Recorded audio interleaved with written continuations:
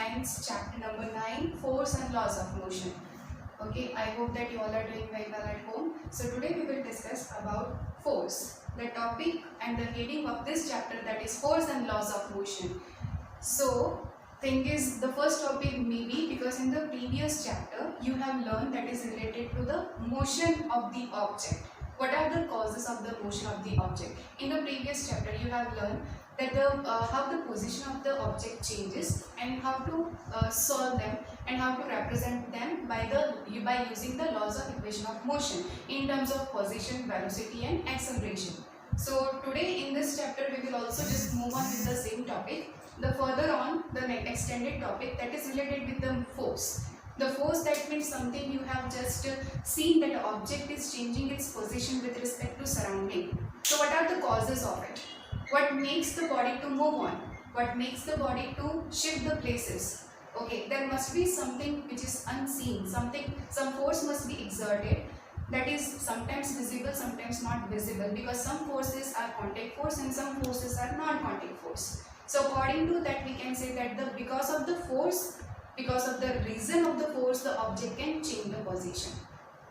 Okay, so onwards, the related with the force, I would like to draw your attention towards the definition of the force. So how can we define the force very first? So force is nothing but, we can say in the routine common language, that a force is nothing but something to pull, something to push. Okay, maybe we can squeeze something, maybe we can drag something, we can just extend out or compress something. That is a different ways of execution of the force, we can say. So these are, we can make it in terms of the definition, that force can be defined as the pulling and the pushing of the object. Okay, so this is what the definition. Now my second question I want to just discuss with you, that is, suppose I want to tell you that here I am having one object with me and I am just going to press from both the sides. That means I have applied the force from both the sides over the marker pen. So thing is, in which purpose and in which measure I should show the force. So there are some particular units of measurement of the force. So these units, maybe they are called as SI unit, maybe it is AMKS unit and CGS unit. Might you are knowing about this, that there are three certain ways in which we can measure the force. SI unit, that is standard integration, that is the moderate way to measure the physical quantities. AMKS unit, that is the unit in which we can measure the larger amount of or larger physical quantities, and the CGS unit, that means the submultiple unit of measurement, that means the smallest amount of a substance if we want to measure. So we can use this unit, CGS unit, to express them. So here suppose I just want to tell you that in which SI unit we can measure the force. So SI unit of force is Newton. From the name of the scientist Sir Isaac Newton, only in honor of it, we have just named it as Newton. That is SI unit of it, we can symbolize it by capital N. The smallest unit of measure of the force, that is dyne. So we can symbolize it by DYNE, dyne, like this. The relationship between the Newton and the dyne, I just want to express, that is 1 Newton, that is equal to 10 raised to 5 dyne. Okay, so these are, we can say that for your one-liner question answer, maybe for your one-liner fill in the blank kind of questions, maybe this type may came for your paper. Next is, we can consider force in further way, that there are certain types of forces in physics, contact forces and non-contact forces. To execute the force, there has to be a rigid connection between the two bodies. So we can apply the force, we can execute the force, and the body is going to move in the direction in which the force is applied. Second thing is, certain amounts of and certain types of forces execute into the universe that doesn't need any kind of rigid connection between them. Like suppose, let me give you one example. If I say magnetic force, if I say electrostatic force, if I say gravitational force, so to execute this force or for the action of these kind of forces, there doesn't need any kind of rigid connection between the bodies. Now for the contact forces, if I drag the table, if I pull something out, if I push something inside, if I squeeze a balloon or something by my hand, that means I have applied the force. So for these things I need a kind of a rigid connector between the bodies. So further on I can have the execution of the force, and as a result of which we can also conclude that the work is done. So the work done, this is also another physical quantity everyone, that is related with the force. Okay, so force, as a result of it, we can say that the work is done.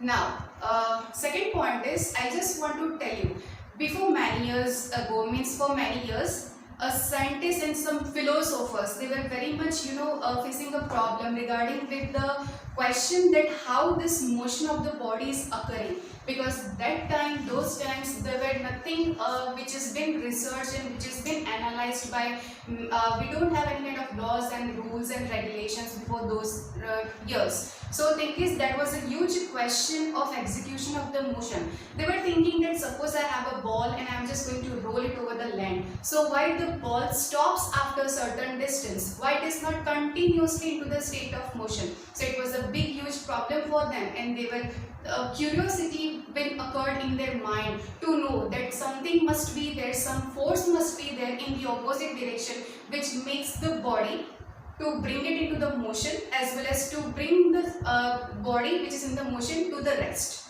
So it was a huge question among for the scientists and philosophers for many years, and they afterwards, being many research has been done, and then afterwards they come with the conclusion that there is nothing but it's a kind of force because of which the body is continuously into the state of motion. Okay, one more important point is you have to notify. You must have observed that's hitting the ball with the bat. So ball is all the time, it moves in the direction in which the force is applied. It's not like suppose the ball is coming from the front side, and if we hit it with the bat, so it may go in any particular direction. No, the ball must go in the direction in which the force is applied. For examples, let me give you. Boy is riding a bicycle, so the bicycle will keep on moving till he pedal it. As soon as he stop pedaling the bicycle, so after a certain interval has been after a certain distance has been traveled, the bicycle will gradually decreases with the velocity, and it will come to the rest. So there must be something provided over there which is stopping the motion of the body. So in physics, let me introduce another kind of a force that is called as a frictional force, everyone. This force is frictional force. Okay, I just show you one more important example, everyone. Suppose that we are just having a huge table over here which is having some weight. A person means two boys, maybe we can take, and they are just pushing the table in the forward direction. Now we have to imagine, we have to focus the contact area. The contact area between the table and the land. So the table and the land is having maybe rough surfaces. The surface of the land that is rough. So as soon as the boys are applying the force, and if the magnitude of the force that is equal to the frictional force, till then the huge table is not going to shift. The huge table is not going to move in the forward direction. Why so? Because till it will not change the position when the force which is applied by the boy's hand, that is equal to the frictional force which is been created between the two contact body area. If both the forces will be able to balance each other, so the table, though it has a weight, it is not going to move in the further direction. If you still further on want to shift the table, then you have to apply more muscular force, greater amount than the frictional force. If the muscular force amount is huge and the more than the frictional force which is been created at the lower side between the two contact areas, then and only we can shift some object. Yes, this is the only cause, everyone. This is the only reason that something which you roll that comes to the rest after a certain interval of time, after a certain distance has been traveled. So this is the only cause which brings the body into the motion as well as the body which is in the state of motion to the rest. The balance force, everybody. See, I am showing you here one block is there, one wooden block is taken that is just lying onto the surface of a table. Now what I am doing, I am just applying force in the right hand direction. I am just going to pull the block and I have applied the force of 5 Newton into the right hand side direction. Same time, I have just applied same equal amount of force on the left hand side, on the either side of the wooden block, and I am also going to apply the force from the which pulls it to the left hand side. So what is the resultant force now? What is the resultant force? So this kind of numericals are also there into the textbook, everyone. That net force exerting by the wooden block, or we have to find out the resultant force which is acting onto the block. That is our question that we have to calculate. So very first what you do, you have to identify that which force and how much it is larger, which force is greater amongst both the forces. So here on the left hand side 5 Newton force is there, and right hand side 5 Newton force is there. So both the forces cancels each other, so as resultant force will be 0, everyone. So we can write over here that the resultant force, that is equal to 5 Newton minus 5 Newton, that is equal to 0. But this happens only when both the side the magnitude of the force applied that is similar. Okay, if suppose I have just made it 50 Newton, here it is 50 Newton, and I have just increased the force over here, that is 25 Newton. So my resultant force, once again if I want to calculate, so it will be 50 Newton minus 25 Newton, that is equal to 25 Newton. So this is the way, everyone. Suppose any object, heavy object is given to you, and if they ask you to find out the resultant force, so like how only you have to just take a difference of the forces, you can get it. Now the second point is, everyone, they may ask that in which direction the wooden block or any object will move afterwards. So you have to think whichever is the greater force, the block will move into the direction of it. The greater magnitude of the force, the block will move with it. So here the 50 Newton is applied over the right hand side, so block will move over the right hand side direction. So like how only you can calculate the balancing force. Now one more thing is there, everyone.